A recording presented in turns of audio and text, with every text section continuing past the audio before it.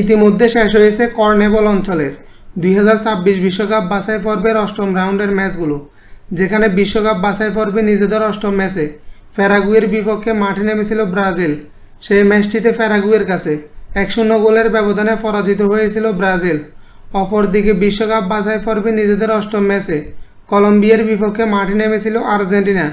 সেই ম্যাচটিতে কলম্বিয়ার কাছে 2-1 গোলের ব্যবধানে পরাজিত হয়েছিল আর্জেন্টিনা।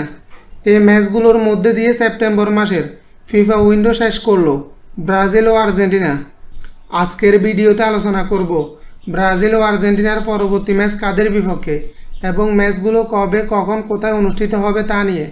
সেপ্টেম্বর মাসে আর কোনো ম্যাচ না থাকায় অক্টোবর মাসের ফিফা উইন্ডোতে মাঠে নামবে ব্রাজিল ও আর্জেন্টিনা, যেখানে বিশ্বকাপ বাছাই পর্বে নিজেদের নবম ম্যাচে এবার ভেনেজুয়েলার বিপক্ষে মাঠে নামবে বর্তমান বিশ্ব চ্যাম্পিয়ন আর্জেন্টিনা। আর্জেন্টিনা বনাম ভেনেজুয়েলার ম্যাচটি অনুষ্ঠিত হবে আগামী 11 অক্টোবর শুক্রবার বাংলাদেশ সময় রাত 3টায়, অর্থাৎ 10 অক্টোবর বৃহস্পতিবার দিবাগত রাত 3টায়।